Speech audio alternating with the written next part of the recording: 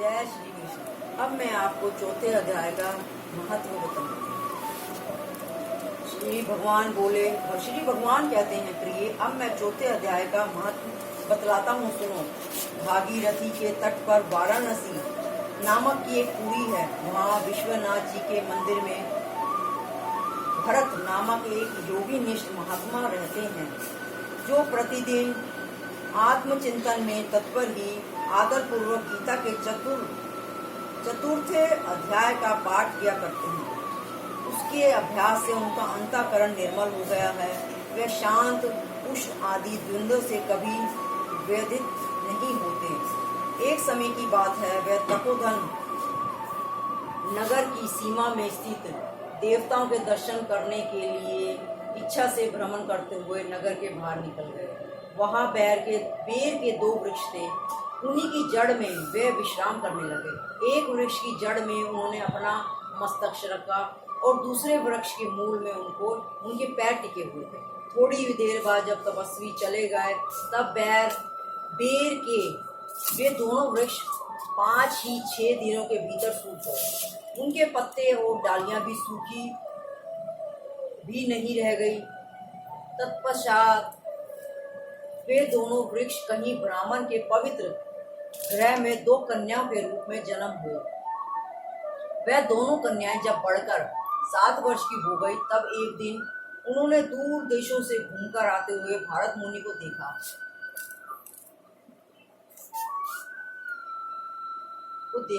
उन्हें देखते ही वे दोनों उनके चरणों में पड़ गए और मीठी वाणी में बोले, मुने,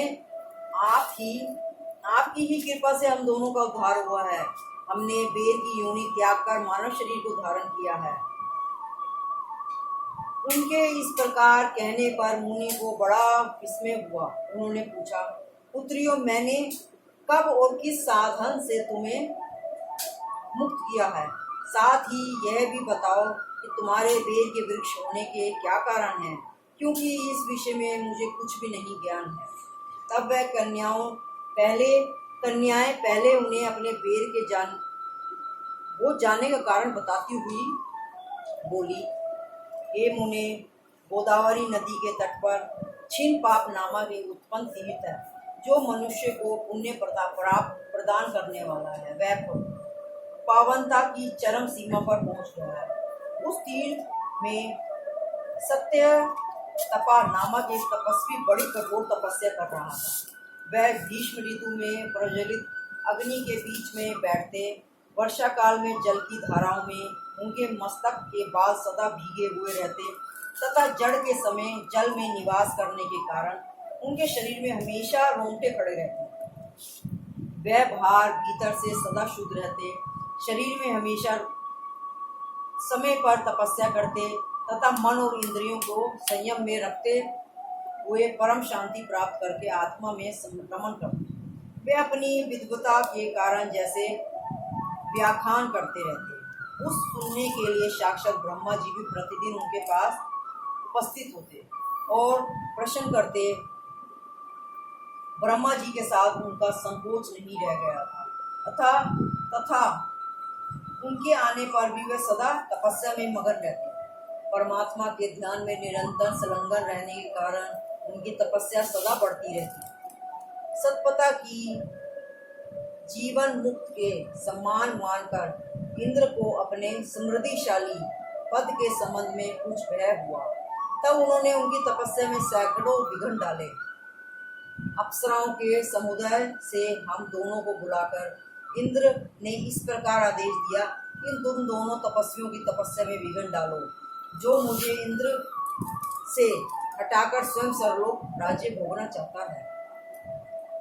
इंद्र का यह आदेश पाकर हम दोनों उनके सामने से चलकर गोदावरी के तीर पर, जहाँ वह मुनि तपस्या करते थे, आई। वहाँ मंद एवं गंभीर स्वर से बजते हुए मृदंग और मधुर वेणुनाद के साथ हम दोनों ने अन्य अप्सराओं सहित मधुर स्वर में गाना आरंभ किया। इतना ही नहीं, उन योगी महात्माओं के वश में करने के लिए हम लोगों ने स्वर, ताल और लय के साथ नृत्य भी करने लगे। बीच बीच में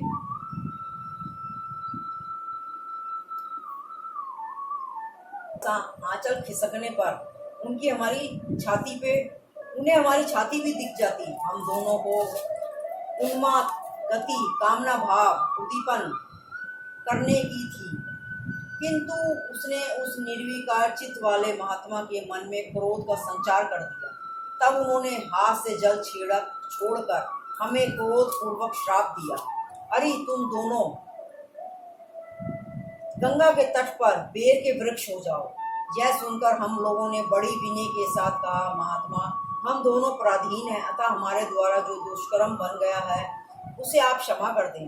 यूं कहकर हमने मुनि को प्रसन्न कर लिया। तब उन पवित्र चित्त वाले मुनि ने हमारे शापोद्धार को अवधि निश्चित करते हुए कहा, भरत मुनि के आने तक ही तुम पर यह श्राप लागू होगा। उसके बाद तुम लोगों का मृत्यु लोक में जन्म होगा और पूर्व जन्म की स्मृति बनी रहेगी। मुने, जिस समय हम दोनों बेर वृक्ष के रूप में खड़ी थी, उस समय आपने हमारे समीप आकर गीता के 4 अध्याय का जप करते हुए हमारा उद्धार किया, अतः हम आपको प्रणाम करती हैं। आपने केवल शाप से ही नहीं, इस भयानक संसार के भी गीता के 4 अध्याय के पाठ द्वारा हमें मुक्त कर दिया। श्री भगवान बोले। उन दोनों के इस प्रकार कहने पर मुनि बहुत प्रसन्न हुए और उनसे पूजित हो विदा लेकर जैसे आए थे वैसे ही चले गए, तथा वह कन्याएं भी बड़ी आदर के साथ प्रतिदिन गीता के 4 अध्याय का पाठ करने लगी, जिससे उनका उद्धार हो गया। जय श्री